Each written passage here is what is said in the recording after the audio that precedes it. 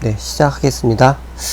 오늘 11장, 지난주에 10장까지 해서 오늘부터 11장, 시작하겠는데요. 지난주 우리가 여호수아 앞장을 보면서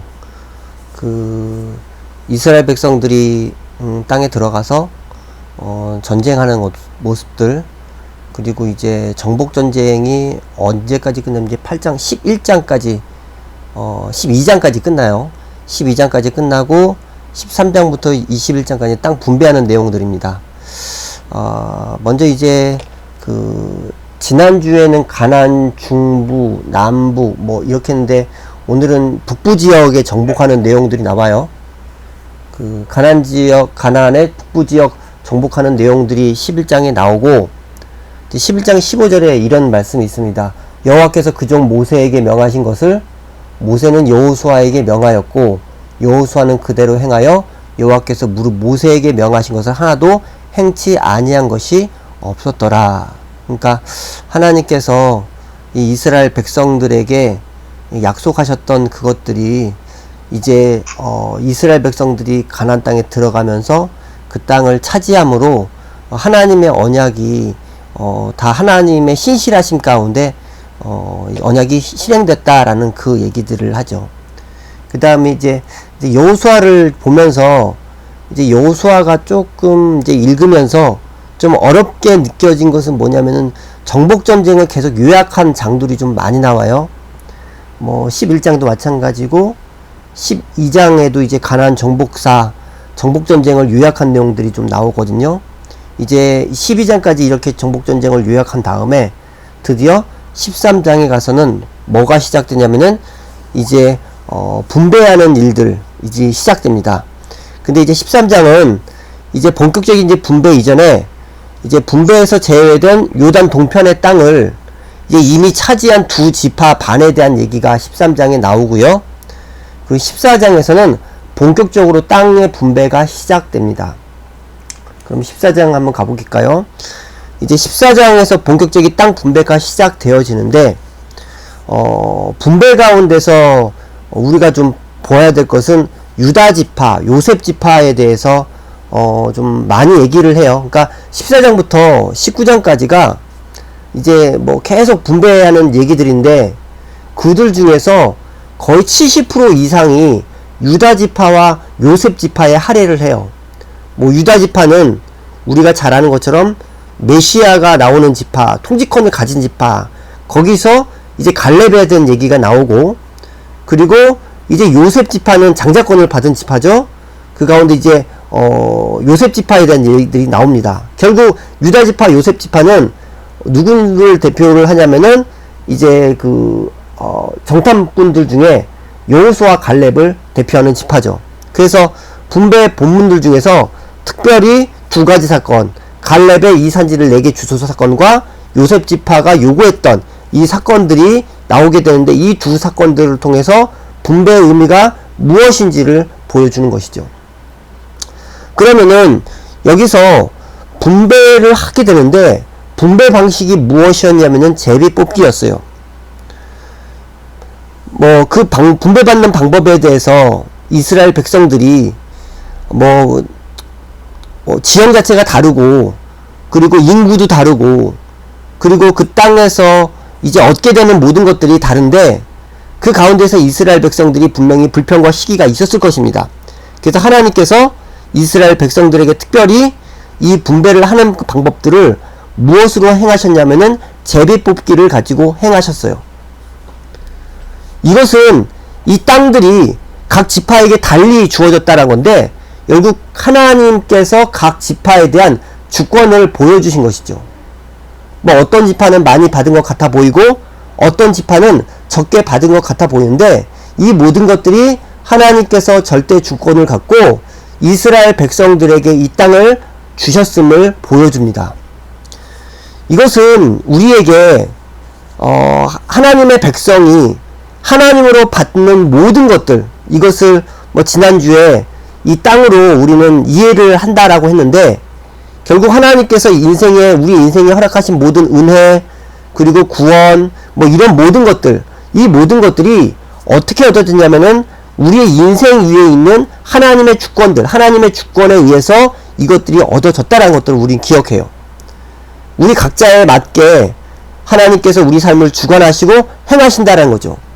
그러면 우리는 우리에게 주신 기업들이, 그것을 이제 뭐 구약의 표현으로 의하면 기업이라고 하고, 그 신약에 의하면은 뭐 하나님께서 주신 모든 은혜들인데, 그것들은 하나님께서 우리를 가장 잘 아셔서 우리의 각 상황에 맞도록 주셨다고 인정하는 것, 이것이 하나님의 주권에 대한 신앙이요, 이 분배 가운데 우리가 바로 깨달아야 될 바로 모습이라는 것입니다. 그런데 14장에서 어떤 사건들이 나오냐면은 갈렙이 기업을 먼저 요청하는 사건들이 나옵니다. 6절에 보면은 유다 자손이 길갈에 있는 여호수아에게 나오고 그니스 사람 여분나의 아들 갈렙이 여호수아에게 말하되, 이 드디어 땅 분배의 시간이 왔는데 다른 지파들은 제비 뽑기 하기 위해서 순서를 기다리고 있어요. 근데 유다 지파 유다 지파의 그 갈렙이 불쑥 나와서 뭐라 그러냐면은, 그날에 여호와께서 말씀하신 이 산지를 지금 내게 주소서라고 합니다.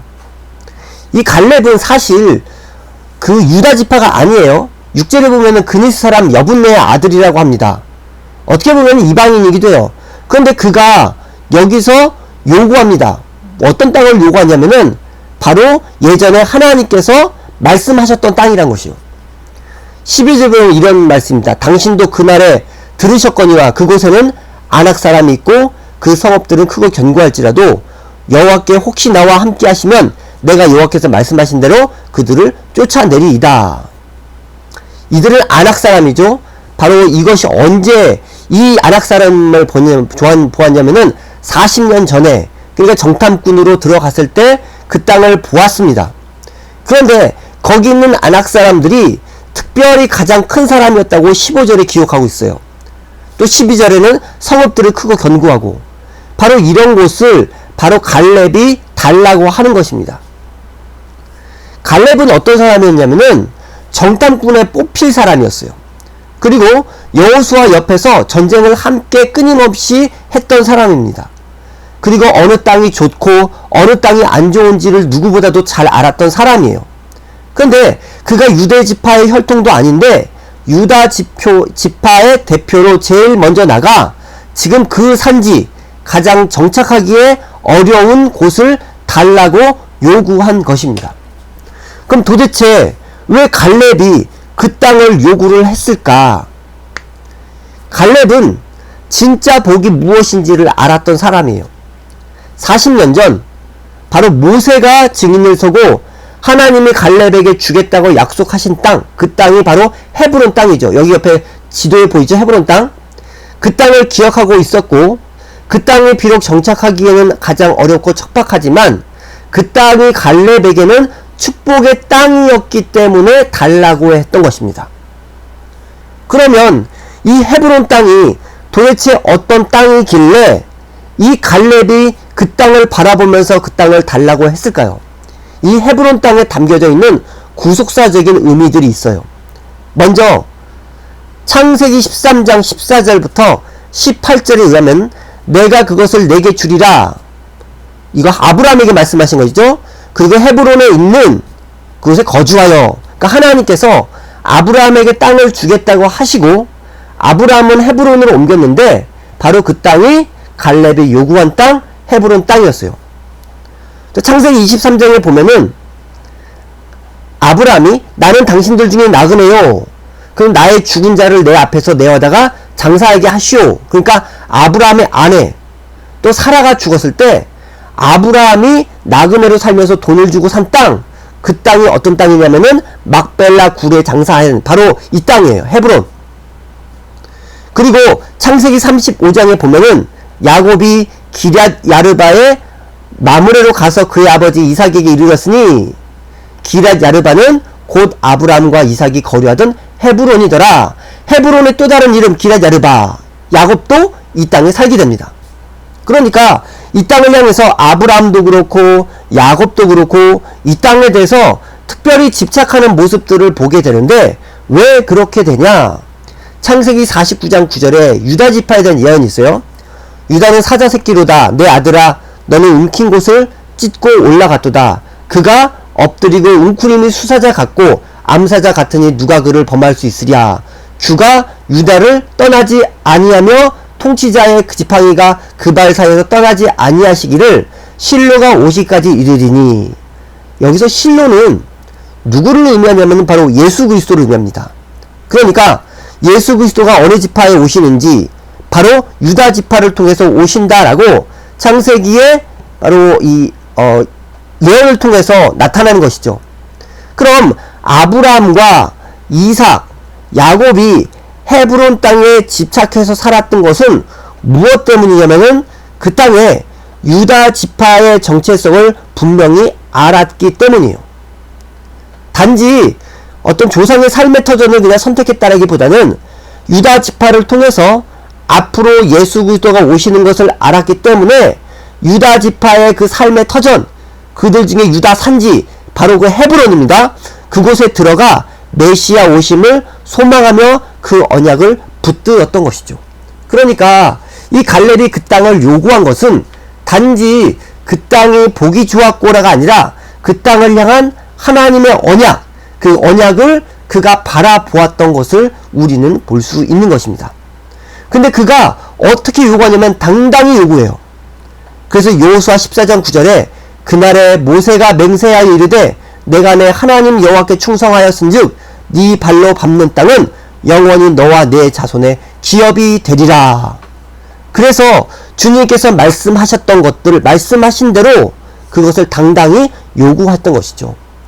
그래서 하나님께서 주신 약속이 있을 때 그 하나님의 약속의 말씀을 붙들고 당당히 요구할 수 있었던 모습, 그 모습이 갈렙의 모습이었다는 것이요. 그러면은 이 분배의 사건들 중에 첫 번째 사건이 무엇이냐면 이 갈렙의 사건인데, 여기서 우리는 중요한 것들을, 중요한 교훈들을 보게 돼요. 그것은 무엇이냐면은 하나님께서 주신 약속을 붙들고 바로 그것 앞에서 우리가 당당히 하나님 앞에서 요구를 한다라는 것입니다. 그것이 약속의 땅을 분배받는 그런 과정들 속에서 하나님께서 우리에게 주시는 모든 은혜를 받는 그 과정들 속에서 그것이 우리 것이 되도록 하는 그 과정, 그것이 무엇이냐? 바로 약속의 말씀을 붙들고 당당히 요구한다라는 것이요. 그래서 갈렙은 나이가 바로 85살이 됐음에도 그 약속의 말씀을 바로 그 나이가 되도록 여전히 붙들고 있다라는 것들을 보여주고 있는 것이죠. 바로 14장에서 그 사건들을 보여준 것입니다. 그래서 이 얘기들이 뭐 지금 이렇게 나오고요. 헤브론 땅에 구속사된 얘기들. 그리고 이제 15장에는 이제 유다 지파의 기업 얘기가 나와요. 그래서 14장, 15장은 유다 지파 이야기들이 나옵니다. 그리고 이제 16장에 가게 되면은 요셉 자손의 기업 얘기가 나오죠. 요셉 지파는 우리가 잘 아는 것처럼 므낫세, 에브라임 두 지파로 분깃을 받은 자들입니다. 그래서 이제 16장, 17장에 요셉 자손인 에브라임 지파와 므낫세 지파의 기업이 어떻게 받았는지에 대해서 나오는데, 거기서 요셉 지파의 요구 사건들이 나오게 됩니다. 먼저 요셉 지파의 분배에서 특징은 무엇이냐면은 에브라임과 므낫세가 요셉의 후손이기 때문에 그 각 지파가 한 지파로 간주되어 제비를 뽑게 된다는 것입니다.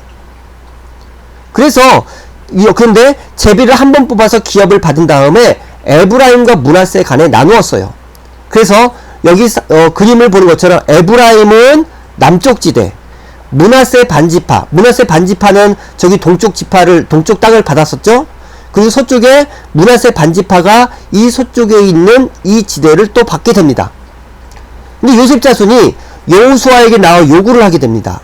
17장 14절에 이런 말을 해요. 우리가 큰 민족이 되었는데 왜 한 분깃만 주었느냐? 라고 하죠. 이렇게 얘기를 합니다.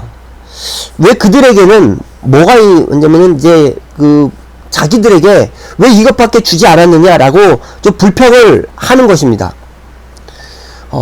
먼저 이들의 지파가 어떻게 되냐. 므낫세가 몇 명이냐면 52,700명이었고 에브라임이 32,500명이었어요. 그러면 85,200명이죠. 당시 제일 많은 유다 지파가 76,500명이었어요. 그렇다면은 므낫세와 에브라임 하나님께서 이 지파를 특별히 정말로 축복하셨던 것들을 우리는 볼 수 있는 것입니다. 근데 이들이 받은 땅은 요단 서편의 중심부, 땅은 가장 비옥한 양질의 땅이에요. 그리고 받은 땅은 결코 작지 않다라는 것도 우리는 볼 수 있어요. 보세요. 동쪽의 므낫세, 또 서쪽의 므낫세, 에브라임, 다른 지파와 비교했을 때 또 이 땅들이 비옥한 양질의 땅이라고 한다라면은 이 땅은 결코 작은 땅이 아닌 것이죠. 그런데 그들은 불평했다는 것이죠. 왜 불평했을까? 왜냐면은 그들은 하나님께서 그들에게 주신 그 축복을 기억하지 않았던 것입니다. 원래는 그들은 에브라임 므낫세는 어떻게 보면은 그냥 에브라임 므낫세는 그 요셉 지파로 하나로 받을 수 있을 텐데 이들은 마치 그 따로 떨어진 지파로 하나님께서 축복을 주셨어요. 그리고 하나님께서 그 지파에 많은 은혜와 축복이 있었음에도 불구하고 그들은 그것을 기억하지 못했습니다. 우리가 주님 앞에서 하나님께서 주신 것에 대해서 불평을 할 때가 언제입니까?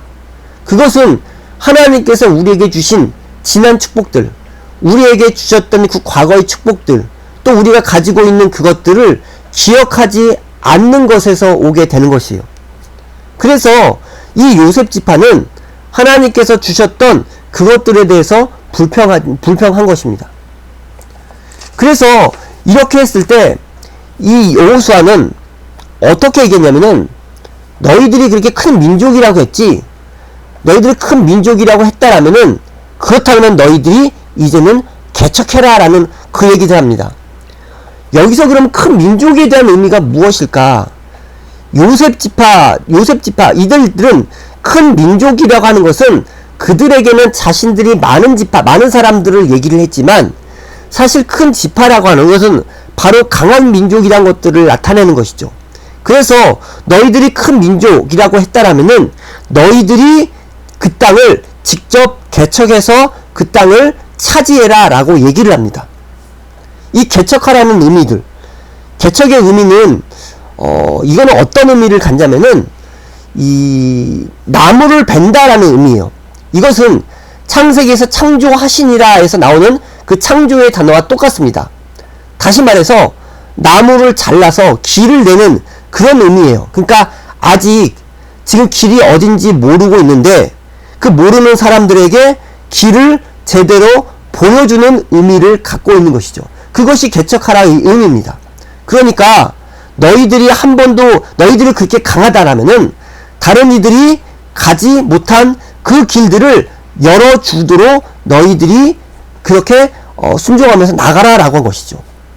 그랬을 때 이들은 어떻게 하냐면은 철병거가 있나이다 라고 하면서 그들은 핑계를 대기 시작합니다.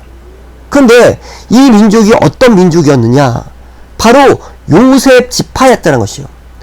요셉 지파라면은 요셉의 형통한 모습들을 우리는 볼 수 있어요. 요셉의 삶들을 우리는 창세기에서 보게 되는데 거기서 요셉의 삶들을 보면서 언제 형통하였다고 기록합니까?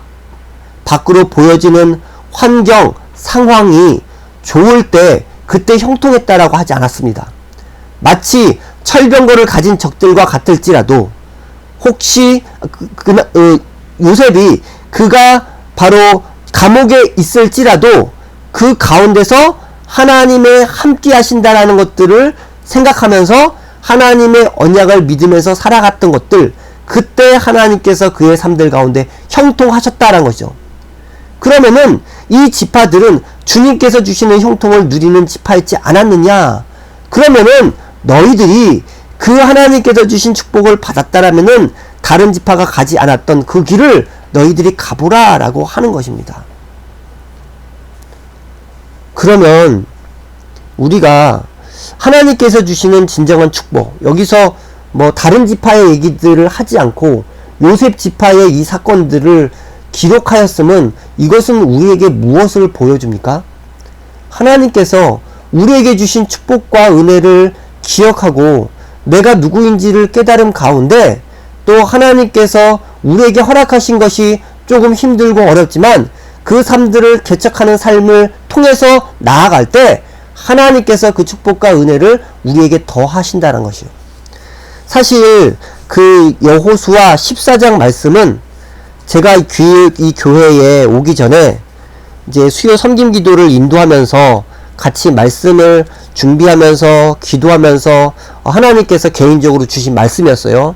그래서 그때 개인적으로 열린교회에서 있다가 또 이제 앞으로 어떻게 해야 되느냐 진로를 거의 한 1, 2년 이상 기도하면서 준비하고 있을 때에 이 말씀을 통해서 특별히 하나님께서 저에게 이제 개척해야 되겠다라는 그런 말씀을 바로 이 말씀을 통해서 또 그때 좀 확신을 좀 받고 이 말씀을 생각하면서 더 구체적으로 기도했던 적이 기억나요. 바로 개척하는 삶, 어쩌면 그 삶이 아무것도 보여지지 않고 그리고 그것이 어쩌면은 지금 어떤 확실성을 보장하지 않는다 할지라도 그러나 과거에 하나님께서 우리에게 주신 축복이 있기 때문에 은혜가 있기 때문에 그것들을 분명히 기억하면서 그 가운데서 주님의 약속을 믿고 나아갈 때 하나님께서 바로 우리에게 주실 그 땅을 허락하신다는 것입니다. 그러면 여기서 분배라고 할 때 두 가지 사건을 보여줬어요. 앞에서 갈렙의 사건 그리고 이 요셉의 이 사건 이것들을 통해서 무엇을 보여주냐면은 분배라고 하면은 하나님께서 우리에게 기업을 주시니까 그냥 가만히 있으면 되겠지라고 생각하는데 그것이 아니란 거예요. 무엇이냐면은 적극적인 믿음을 가지고 이 산지를 주십시오. 적극적인 믿음을 가지고 스스로 개척하여서 바로 다른 이들이 가지 못한 그 길들을 바로 가면서 이것들을 믿음으로 붙잡고 나아가는 것 바로 그것이 중요하다라는 것들을 보여줍니다. 그래서 앞에서 그 전쟁을 하면서 그 땅을 차지하는 일들과 함께 그리고 분배하는 일들 가운데 하나님께서 주신 그 땅을 향해서 믿음으로 그것들을 당당하게 요구하는 일들 그것들이 우리의 삶들 가운데 주님 앞에서 있어야 된다라는 것입니다. 네, 이제 그리고 이제 15장부터 17장까지 중에 또 이제 이제 여호수아에는 항상 하나님께서 이스라엘 백성들 가운데 주신 이 말씀이 이스라엘 백성들이 순종하로 말미암아서 하나님의 약속을 성취하는 일들이 많아요. 그런데 여호수아에 보면은 앞으로 사사기에 이제 어떤 일들이 일어나게 되는데 그 일들이 일어날 것을 암시하는 그런 장면들이 많이 나와요. 그것이 무엇이냐면은 15장에 17장에 이런 얘기가 있어요. 15장 63절에 예루살렘 주민 여부스 족속을 유다 자손이 쫓아내지 못하였으므로 16장 10절에 가나안 족속을 쫓아내지 아니하였으므로 지금 보십시오. 지금 유다도 그렇고 에브라임도 마찬가지고 쫓아내지 못한 것들을 기록하고 있습니다. 이것은 사사기 보면은 이것들이 더 극명하게 더 드러나게 됩니다. 17장에서도 마찬가지예요. 므낫세 자손이 그 성읍들의 주민을 쫓아내지 못하매 가나안 족속이 결심하고 그 땅에 거주하였더니 이스라엘 자손이 강성한 후에야 가나안 족속에게 노역을 시켰고 다 쫓아내지 아니하였더라. 지금 이들은 더 좋은 삶을 위해 그 좋은 삶을 무엇이냐면은 가나안 족속이 가지고 있는 문명 그리고 가나안 족속이 갖고 있는 어떤 농사 기술 그리고 그들과 함께하는 삶 그것들을 위해서 하나님의 명령을 온전히 지키지 않았는데 이것은 나중에 사사기에서 타락의 시발점이 되어집니다. 이것을 15장 17장에 바로 이것들을 보여주고 있는 것이요. 이것이 무엇인지는 다음 주 사사기에서 구체적으로 더 알려드리겠습니다. 그리고 18장에서는 다른 지파들이 기업을 분배받는 내용들이 나옵니다. 그래서 18장은 특별한 사건이었고, 기업을, 스불론 지파는 어디를 받고, 이사갈 지파는 어디를 받고, 아셀 지파는 어디를 받고, 그런 얘기를 하고, 그거에 대한 그림이 바로 여기 보여지는 그림입니다. 그래서 이제 19장 마지막에 보면은, 다른 지파들이 다 기업을 분배받은 다음에, 여호수아가 마지막으로 기업을 분배받게 되죠. 여호수아는 가장 좋은 땅을 자기가 먼저 가는 것이 아니라 다른 지파들이 다 먼저 한 다음에 자기가 마지막으로 기업 분배를 받게 됩니다. 그 다음에 20장의 도피성에 대한 얘기가 나옵니다. 도피성은 출애굽기에서도 나오고요, 민수기에도 나오고 신명기에서도 나옵니다. 그리고 여호수아 20장에 최종적으로 기록이 되어지죠. 이 도피성이 생기게 된 어떤 배경들을 우리는 보아야 되는데, 이스라엘 백성들 가운데는 동해보복법이 있었어요. 그것이 무엇입니까? 눈에는 은, 이에는 이, 저쪽에서 한 대 때리면 이쪽에서도 한 대 때리고, 저쪽에서 10대 때리면 이쪽에서도 10대 때리라 라고 한 거예요. 이것은 율법 가운데 당시 이 동해보복법은 뭐 이스라엘 백성들 뿐만 아니라 당시 고대 근동에 다른 나라에게도 있었던 법인데, 그 법을 하나님께서 율법으로 그렇게 차용하게 하셔서 바로 그렇게 하신 것입니다. 근데 하나님께서 이 법을 주신 의도가 무엇일까요? 무엇이냐면은 인간 모두에게는 복수심이 있어요. 한 대 맞으면은 한 대만 때리는 것이 아니라 두 대, 세 대를 때리게 되죠. 그렇게 되면은 이것들이 계속적으로 보복은 악순환되어져서 사회 질서가 완전히 무너져 버릴 것입니다. 그래서 하나님께서 더 이상 죄가 확대되지 않도록, 악이 순환되지 않도록 주신, 이것은 온전한 대안이 아니라 일시적인 당시 상황 가운데서 한시적으로 주셨던 법이었던 것이요. 그러면 당시 동해보복법에 의하면은 혹시 가족 중에 누가 살인을 당하게 된다면은 살인자를 찾아가 보복을 하게 되는 것이죠. 그런데 예를 들어서 부지 중에 실수로 사람을 죽인 자가 있을 수 있다라는 것이죠. 만약 그것에 대해서 다른 조치를 하나님께서 취하도록 하나님께서 그 규율을 만들어 주셨는데, 그것이 무엇이냐면은 그들이 도망할 곳을 마련해 주셨던 것이요. 그곳이 어디냐면은 도피성입니다. 그러니까 보복자가 따라온다 하더라도 바로 실수로 부지 중에 죽인 자가 도피성에 들어가게 되면은 어느 누구도 그를 해할 수 없게 했다는 것입니다. 그럼 도피성의 의도가 무엇이냐? 여기 도피성 가운데 하나님께서 만드신 의도가 무엇이냐? 첫 번째 무엇이냐면은 죄의 순환을 끊겠다라는 것입니다. 인간의 복수하고자 하는 마음을 아시고 이 마음이 더 큰 죄를 낳는 것을 막기 위해서 피해 입은 만큼만 되돌리는 것, 이것이 동해보복인데 결국 더 큰 죄를 낳는 것을 막게 되는 것이요. 이것을 막는다는 것이죠. 동해보복법을 문제적으로 지키다 보면은 사실 부지 중 실수로 죽인 자는 억울하게 죽을 수 있어요. 그것을 아시고 하나님께서 도피성 제도를 마련하셨습니다. 그럼 의도 첫 번째가 무엇이냐? 죄의 순환을 끊겠다. 더 이상 또 다른 죄를 짓지 않도록 하겠다. 또 의도 두 번째, 인간 한 명이라도 살리겠다라는 것입니다. 이 도피성은요, 실수로 죽인 사람, 즉 도피성에 들어가는 사람은 억울하게 죽는 것을 면하게 하는 것뿐 아니라 또 누구를 위함이었냐면은 그 사고를 당하게 된 가족들은 또 분명히 다른 죄를 범할 수 있을 것입니다. 그 다른 죄를 범하지 않기 위해서 또 하나님께서 도피성을 허락하셨던 것이죠. 그러면은 이것은 인간 한 명을 살리시겠다라는 하나님의 긍휼, 하나님의 자비하심에서 나온 것이죠. 그러면 이 도피성이 누가 필요한 것입니까? 결국 하나님께서 이 하나님의 언약을 주시고 젖과 꿀이 흐르는 그 가나안 땅에 살고 있는 하나님의 백성들에게 주신 것입니다. 그런데 그 가나안 땅에서 살아가는 그들의 모습은 완전한 자들이 아니라 여전히 실수로 죄를 짓게 되고 우리의 의지와 상관없이 죄를 짓게 되는 그들의 모습이 연약한 자의 모습이요, 그것은 이 땅에서 우리가 예수님의 구원을 받고도 여전히 죄를 짓고 살 수밖에 없는 우리의 연약함 가운데 나타나는 우리들의 모습이라는 것이요. 그래서 언제든지 죄를 지을 수 있는 연약한 자들, 그들에게 주신 것이 바로 도피성입니다. 그럼 도피성은 누구에게 필요한 것이요? 누구에게나 필요한 것이요. 도피성에 들어간 사람들은 죄를 지었기 때문에 죄인이고, 도피성에 들어가지 않은 사람, 그를 쫓는 사람은 의인입니까? 아니에요. 사실 둘 다 죄인이에요. 그러면 한 사람은 죄가 드러난 것처럼 보인 것이고 한 사람은 그 죄가 드러나지 않은 것입니다. 그러면 도피성을 만드신 것은 실수로 죄를 지은 사람을 위한 것이기도 하지만 또 그것 때문에 또 다른 죄를 저지를 수 있는 자를 위한 것이란 거예요.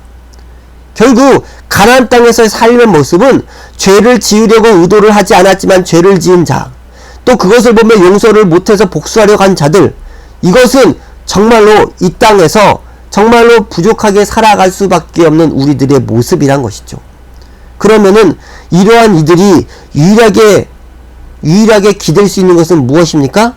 바로 오직 사랑과 자비를 기대하게 된다. 거기서 도피성이 필요한 것입니다. 결국 이 도피성은 누구를 상징하냐면은 예수 그리스도를 상징하죠. 이 도피성의 위치가 어디 있는지 지도를 통해서 보시면요, 납달리의 게데스, 그리고 므낫세 지파의 세겜, 그리고 유다 지파의 헤베론, 그리고 베셀, 라못, 골란이 있습니다. 근데 이 지역을 하나님께서 이곳에 두심은 무슨 의미입니까? 팔레스타인 전역에 걸쳤어요. 다시 말해서 요단강을 기준으로 해서 한쪽에 성이 3개씩 모두 2개가 있어요. 모두 6개가 있어요. 전역을 걸쳐서 6개가 정해졌다는 것이죠. 이것은 무슨 의미냐면은 어디든지 사고가 일어난다라도 직선거리로 반나절 안에 닿을 수 있는 거리에 도피성이 있다는 것이요. 다시 말해서 6개의 도피성이 균형 있게 거리를 유지하여서 설정되어 있어서 누구든지 반나절 안에 도피성으로 피난할 수 있도록 하나님께서 배려를 해 주신 것입니다. 그리고 하나님께서 율법 가운데서 봄이 되면은 이스라엘 백성들이 1년에 한 번씩 전부 동원되어서 이 도피성으로 가는 길을 보수할 수 있도록 했습니다. 다시 말해서 누구든지 위급하고 다급한 상황에서 언제나 도피성 안에 빨리 들어올 수 있도록 하나님께서 허락하신지요. 그럼 이것은 신약시대를 살아가고 있는 우리들에게 무엇을 의미합니까?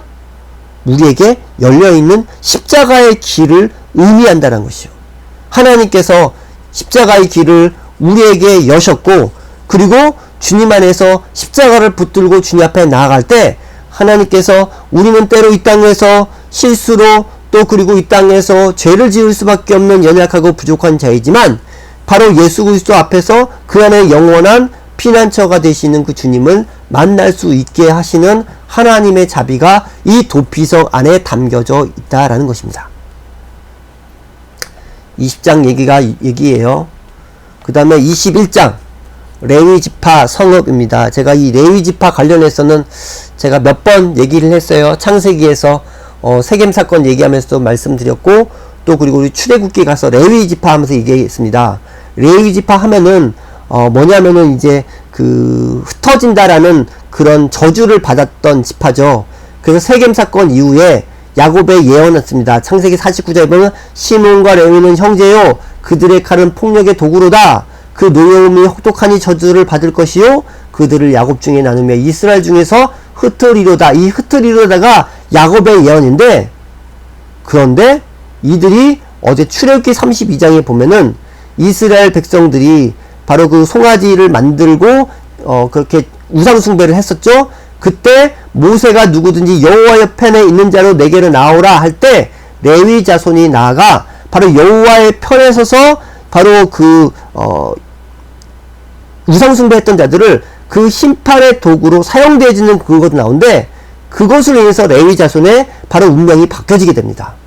그래서 신명기 33장에 레위 지파에 대해서 어떻게 얘기하면은 주의 경건한 자에게 있도다 라고 그렇게 하죠.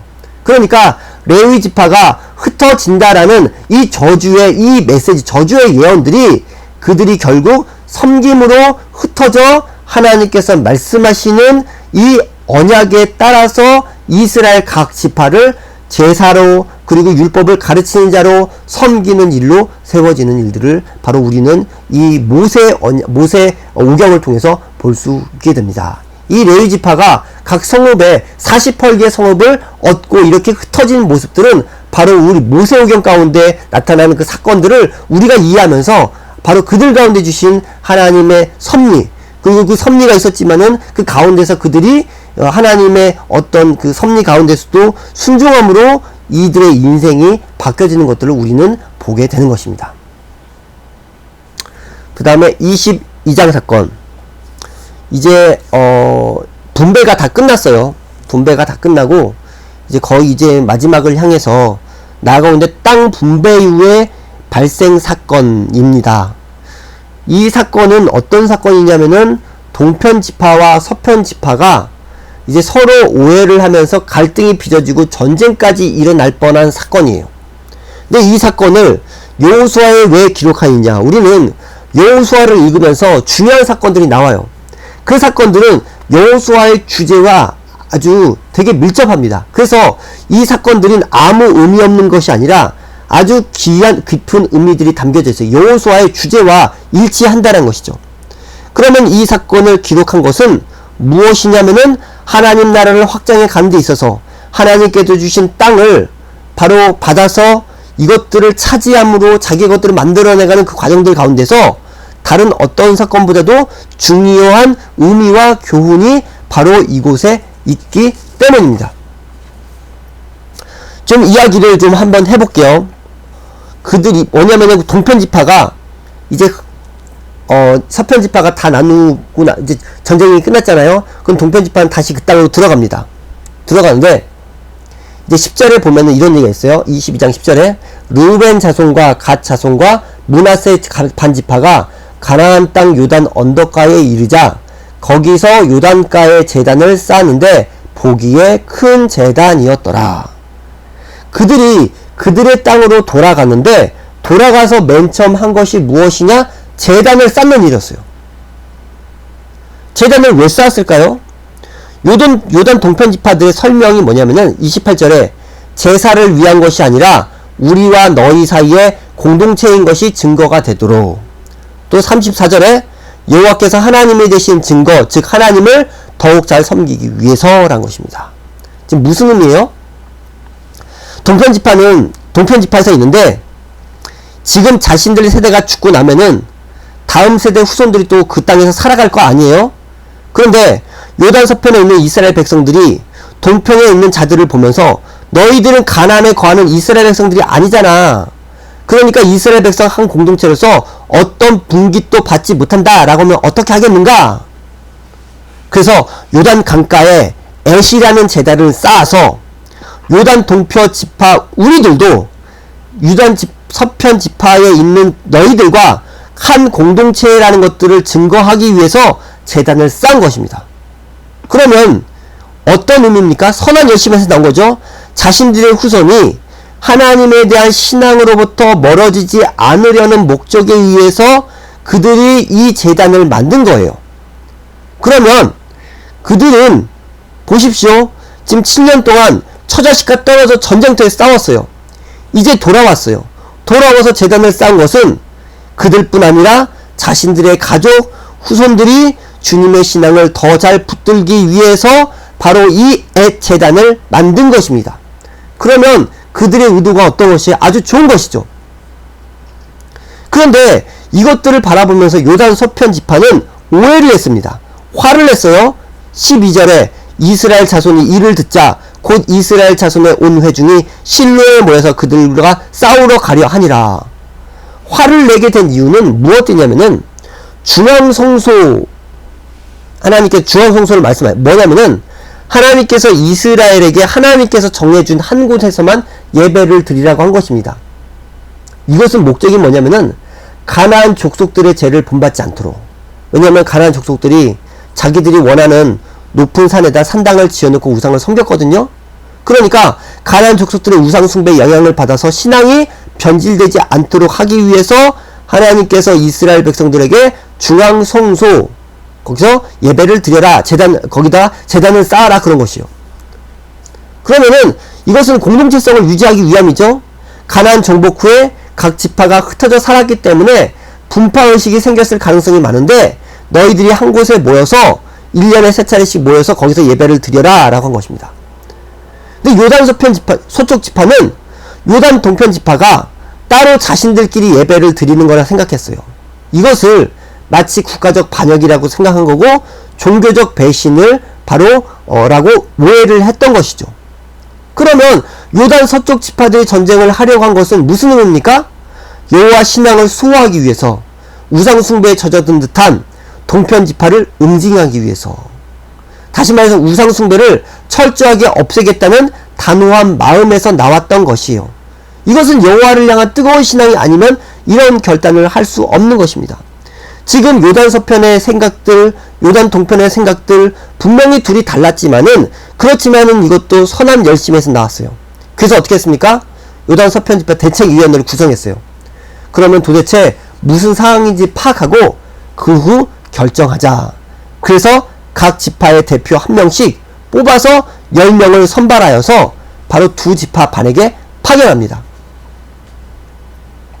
그래서 바로 거기서 그들이 얘기를 하죠. 그래서 하나님을 다른 초소에서 제사하는 것이 아니라 후대의 후손들에게 돌아갈 분깃이 없어질 것을 걱정하여서 요단 동편 지파도 요단 서편 지파와 한 공동체임을 밝혀서 요단 동편 후대 자손들도 하나님께 분깃을 받게 하기 위한 증거입니다 라고 그렇게 얘기하게 된 것이죠.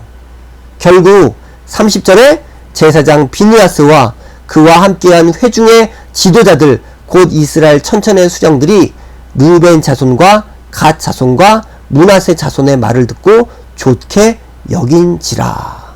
이제 지파 간의 오해가 사라지게 되었습니다. 그럼 지금 이 왜 여호수아 22장의 이 사건들을 여기다 왜 기록했을까요? 여호수아는 하나님 나라를 확장해 가는 일들입니다. 하나님의 나라를, 결국 하나님의 땅인데 하나님께서 주신 땅을 받아서 정복해 나가고 분배를 받고, 그리고 그것을 바로 자신의 것으로 만들어 나가는 그런 과정들인데, 그 과정들 가운데 이 여호수아 22장은 어떤 의미를 갖냐면은, 하나님 나라를 세워가야 되는 하나님의 백성들은 서로 모두가 부족한 죄인이요 연약한 인간이들이란 거예요. 그래서 그 안에서 분명히 뭐가 있느냐? 문제가 있을 수 있다는 것입니다. 오해가 생길 수 있다는 것입니다. 이 작은 일들로 인해서 공동체가 깨질 뻔한 위기를 맞을 수 있다는 것입니다. 그래서 모든 각 지파, 다시 말해서 하나님의 백성이 서로 지체들과의 관계에서 자신이 어떤 존재임을 날마다 깨달아, 나도 부족하고 그래서 내가 틀릴 수도 있고, 그리고 내가 오해한 것일 수도 있고, 그리고 생각함으로 모든 지체들이 바로 그렇게 하나 되어지는 그런 일들이 이 하나님의 백성이 하나님 나라를 이렇게 성취해 나가는 것들, 그리고 이것들을 얻어 나가는 가운데 그것들이 분명히 있어야 된다는 것이죠. 그래서 이 지체의식들이 없다라면은 우리는 그 하나님께서 우리에게 주실 좋은 은혜, 그것들을 얻을 수 없다라는 중요한 교훈을 여기 22장에서 보여주는 것입니다. 그 다음에 이제 거의 이제 마지막인데요. 24장입니다. 이제 여호수아의 고별사가 나오고, 이 고별사와 이제 마지막 세겜 언약이 나오죠. 23장에 보면은 율법을 지켜 행하라가 6절과 16절이 이렇게 나오고, 그리고 중간에 가장 중요한 핵심 말씀은 너희 하나님 여호와께 가까이 가라, 그리고 너희 하나님 여호와를 사랑하라 라고 그렇게 얘기하면서 여호수아의 고별서, 어쩌면 그러니까 이제 모세도 마지막에 신명기에서 자신이 죽기 전에 마지막 고별서 하잖아요. 여호수아도 마찬가지예요. 마지막으로 죽기 전에 이스라엘 백성들에게 하는 그런 얘기들입니다. 그런데 이 말을 왜 세겜에서 했을까라는 것입니다. 이 세겜은 되게 중요한 의미를 가져요. 앞에서도 여러 번 얘기했지만 이 세겜은 특별히 이제 요셉의 장래의 의미들을 우리는 기억해야 돼요. 왜냐면은 여호수아 24장 32절 이스라엘 자손이 애굽에서 가져온 요셉의 뼈를 세겜에 장사하였으니, 이것이 지금 되게 중요한 의미를 갖게 됩니다. 뭐냐면은 요셉이 이 장례를 이 세겜에서 치르는데, 이것이 무슨 의미를 갖냐면은 창세기 50장에 보면은 요셉이 백세의 죽음에 그들이 그의 몸에 향 재료를 놓고 애굽에서 입간하였더라. 보통 우리가 이제 장례 예배를 드릴 때 임종 예배를 드리고 입간 예배, 그리고 발인 예배, 하관 예배를 순서대로 드립니다. 그런데 지금 요셉의 장례는요, 바로 애굽에서 입간을 하고 거기서 끝나버린 거예요. 그러니까 장례가 마무리되지 않았다는 것이죠. 이 장래가 어디서 끝나냐면은 가나안 땅에 들어가서야 끝이 나는데 바로 그곳이 어디냐? 세겜이라는 곳입니다. 세겜은 되게 중요한 역사를 갖고 있어요. 세겜은 아브라함이 우상의 땅에서 나와서 가나안 땅에 처음 들어가서 제일 먼저 단을 쌓은 곳이 이 세겜입니다. 그리고 이 세겜은 야곱이 파축 사건 일로 집을 떠나서 20년 만에 다시 돌아왔을 때 첫 번째 머물렀던 곳이 세겜입니다. 그러니까 세겜은 다시 말해서 야곱의 일생에 멀리 떨어져 올 수밖에 없었지만 주님께서 붙드셔서 다시 돌아오게 되어 그 땅에서 머무는 곳, 그것이 세겜이란 것이죠. 그래서 야곱이 나중에 하몰의 아들들에게 이 땅을 어떻게든 금을 주고 사게 돼요. 그리고 이 땅을 사랑하는 아들 요셉에게 물려줍니다. 요셉은요, 이 후손들과 형제들에게 약속을 요구했어요. 뭐냐면은 창세기 50장에 보면은 나는 죽을 것이나 하나님이 당신들을 돌보시고 당신들을 이 땅에서 인도하여 내사 아브람과 이삭과 야곱에게 맹세하신 땅에 이르게 하시리라 하고, 요셉이 또 이스라엘 자손에게 맹세시켜 이르기를 하나님이 반드시 당신들을 돌보시리니 당신들은 여기서 내 해골을 메고 올라가겠다 하라. 지금 요셉이 애굽에서 죽게 되었지만 그곳에서 영원히 잠들고 싶지 않았던 것이요. 요셉은 분명히 알았던 것이 자신의 자손들이 결국 가나안 땅에 들어갈 것을 죽으면서 보았던 것이죠. 이것은 무엇이냐면 하나님의 약속을 죽을 때까지 끝까지 붙들었던 것들을, 그것이 분명히 성취될 것을 그가 믿음으로 바라보았다는 것을 의미합니다. 그래서 후손들에게 자신을 애굽에 묻지 말고 바로 그 땅에 들어갔을 때 거기에 묻어달라라고 요셉이 요청을 했고, 그리고 후손들이 그 요셉을 기억하면서 다시 그 땅에 들어가게 될 때 이 요셉과 함께 들어갔던 것이죠. 그럼 여기서 세겜은 무엇을 의미합니까? 나그네의 삶에서 본향의 자리로 돌아온 것들, 이 일들을 바로 아브라함도 그랬고 야곱도 그랬고 요셉도 그랬습니다. 아브라함에겐 우상의 땅에서 돌아왔고, 야곱에겐 방황의 자리에서 돌아왔고, 요셉에겐 낯선 이방의 땅에서 다시 돌아오게 되죠. 결국 어떻게 됐냐? 모든 하나님의 백성은 다시 그 제자리로 돌아오게 된다.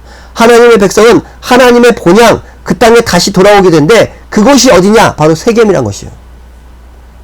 그러면 이 세겜에 들어온 것은 우리의 인생이 바로 이 땅에서 나그네로 살아가게 되는데 결국 하나님께서 우리에게 허락하신 본향의 자리로 돌아갈 것이다. 그것이 바로 우리들에게 약속으로 우리에게 분명히 주어진다는 것입니다. 그래서 요셉이 이렇게 죽고 몇 대의 세월이 흘러서 드디어 그의 장래를 세겜 땅에서 지금 이루게 된다는 것입니다. 그러니까 이 세겜의 언약이 아주 중요한 의미를 갖는 것이죠. 그래서 사실 우리가 지난주에 신명기를 보면서 신명기까지 하나님의 언약이 아직 완성되지 않았던 것들이 여호수아에서 완전히 완성되어진 것들을 보여줘요. 그래서 모세오경에서 완전히 완성되지 않은 것들이 이 여호수아에서 땅을 차지함으로 이스라엘 백성들에게 주신 언약이 성취되어진 것들을 보여주죠. 그러면서 여호수아가 마지막 설교를 하게 된 것이요. 여호수아가 이제 한 설교들을 좀 보게 되면요, 여호수아가 2절에 이런 말씀했어요. 여호수아가 모든 백성에 이르되 이스라엘의 하나님 여호와께서 이같이 말씀하시기를 옛적에 너희의 조상들 곧 아브라함의 아버지 나홀의 아버지 데라가 강 저쪽에 거주하여 다른 신들을 섬겼으나 너희를 포함해서 너희 조상들은 원래 이방인들이었다. 아브라함의 아버지도 다른 신들을 섬기는 자였다. 너희는 바로 이런 자들이었다 라고 얘기합니다. 그리고 나서 3절과 5절과 6절 7절 8절 10절 11절 12절 13절 다 무슨 얘기냐면은 내가 너희를 택하여 구원하였다 이 얘기를 해요. 여기서 내가라는 단어가 계속적으로 강조되고 있습니다. 이 메시지를 어디서 전하고 있냐면은 세겜에서 전하고 있어요. 다시 말해서 야곱이 집을 떠나 나그네 생활했다가 돌아온 세겜, 요셉이 집을 떠나 평생을 애굽에서 지내 다시 돌아온 것 세겜. 지금 무엇을 위한 것이냐면은 야곱과 요셉의 삶을 통해서 우리가 집을 떠났으나 떠날 수밖에 없는 그런 자들이었으나 하나님께서 우리를 택하셔서 다시 돌아오게 하시는 그 주님을 똑똑히 기억해라 라는 것입니다. 그 일을 누가 했냐? 하나님이 하셨다. 그 얘기들을 하고 있는 것이요. 그리고 3절부터 13절까지 이스라엘의 구원 역사를 얘기하죠. 아브라함부터 지금까지 하나님께서 이스라엘 백성들을 어떻게 택하셨는지, 또 어떻게 구원하셨는지, 그리고 어떻게 인도해 가시는지 구원 역사를 얘기합니다. 우리가 여호수아를 왜 공부했습니까? 그리고 우리가 모세오경을 왜 공부했어요? 우리가 읽으면서 이런 이야기구나 라고 하는 것들은 결국 하나님의 백성은 하나님께서 언약을 주심으로 바로 때로는 그들이 그 하나님의 언약에서 멀어진 것처럼 보이고 그 땅에서 멀어진 것처럼 보일 때도 하나님께서는 그들을 기억하시고 기억하셔서 하나님의 언약에 따라서 결국은 구원해 가시고 인도해 가신다라는 것들을, 이것들을 우리가 바로 이 모세오경과 여호수아를 통해서 우리는 분명히 기억하게 된 것입니다. 그래서 여호수아를 보면 라합 사건, 여리고 전쟁, 아이성 전투, 기브온 사건, 갈렙 지파 사건, 요셉 지파의 분배 사건을 통해서 하나님께서 이스라엘 백성을, 하나님 나라의 백성들을 만드시는 것들을 우리는 보게 되는 것이죠. 그리고 결국 이 땅에 살고 있는 주의 백성들을 어떻게 구원해 가시는지, 또 우리를 어떻게 인도해 가시는지, 또 그것이 이스라엘 백성에게만 그치지 않고 동일하게 우리에게도 구원 역사가 주님이 오시기까지 계속 되어진다라는 것들을 지금 이 모세오경과 여호수아를 통해서 계속 말씀하시고 있다는 것이요. 그래서 누가복음 24장에 보면은 제자들이 이제 예수님께서 부활하시고 났을 때 이제 이들이 이제 엠마오로 이제 가고 있었어요. 가고 있을 때 예수님께서 이 제자들에게 나타나셔가지고 어떻게 하셨냐면은 모세와 모든 선지자의 글로 시작하여 모든 성경에 쓴 바 자기에 관한 것을 자세히 설명하셨거든요. 그때 어떻게 됐냐면은 그들이 서로 말하되 길에서 우리에게 말씀하시고 우리에게 성경을 풀어주실 때 우리 속에서 마음이 뜨겁지 아니하더냐 하면서 그들이 눈이 떠지기 시작한 거예요. 그러면 우리가 지금 여호수아까지 지금 이렇게 왔는데 창세기부터 여호수아까지 읽어 내려가면서 바로 하나님께서 하나님의 백성을 향한 구속사역, 하나님의 백성을 향해서 어떻게 구원해 가시는지, 그리고 어떻게 그들에게 하나님의 언약을 성취해 가시는지 그것들을 바라볼 때 지금도 동일하게 우리를 통해서 하나님 나라를 세워가시는 하나님의 구원 역사를 보면서 마음이 뛸 수밖에 없다는 것이죠. 그러면 지금 이 시대에 하나님 나라가 확정되어질 것들을 간절히 소망하고 있습니까? 그리고 그것들을 간절히 믿고, 우리가 그것들을 분명히 믿고 있습니까? 그래서 바로 이 여호수아의 마지막 이 설교는 동일하게 지금 이 시대에 하나님의 백성이 구원 사역들을 기억하는 하나님의 백성들이 다시 한번 들어야 될 설교라는 것입니다. 그러면서 이렇게 구원 사역을 얘기한 후에 그 다음에 여호와를 경외하며 그를 섬기라, 그 얘기들을 마지막으로 당부하는 것이요. 그래서 이 골별 설교가 24장부터 계속 이렇게 이어집니다. 결국 여호수아가 죽으면서 무슨 얘기를 했을까요? 순종하라입니다. 순종함으로 그 땅을 차지하는 것들. 그래서 이스라엘 백성들이 순종할 때 그 땅을 차지하게 됐고, 그 땅을 얻게 됐고, 그 땅에서 하나님께서 주신 모든 좋은 것들을 누릴 수 있게 됩니다. 근데 불순종할 때 그 땅은 멸망하는 땅으로 바뀌어지게 된 것이죠. 결국 아간은 어떻게 됐습니까? 그 땅에서 죽게 된 것입니다. 그러면은 우리는 여호수아를 마지막 이제 마무리하면서 우리에게 다시 한번 마음에 새겨야 될 것들 무엇이냐면은 주님께 순종하라 라는 것입니다. 하나님께서 주신 언약들, 그 약속들, 창세기부터 여호수아까지 나타나면서 하나님께서 주신 약속을 신실하게 행하셨고, 그리고 그것들을 바라보면서 이스라엘 백성들이 그것들을 정말 똑똑히 보았고, 또 여호수아가 마지막 죽기까지 하면서 주셨던 이 메시지, 순종하라, 이 말씀을 주님 앞에서 또 나의 것으로 받아들여 순종하시는 저와 여러분이 되어지길 바랍니다. 이렇게 해서 여호수아 오늘 24장까지 마무리 짓도록 하겠습니다.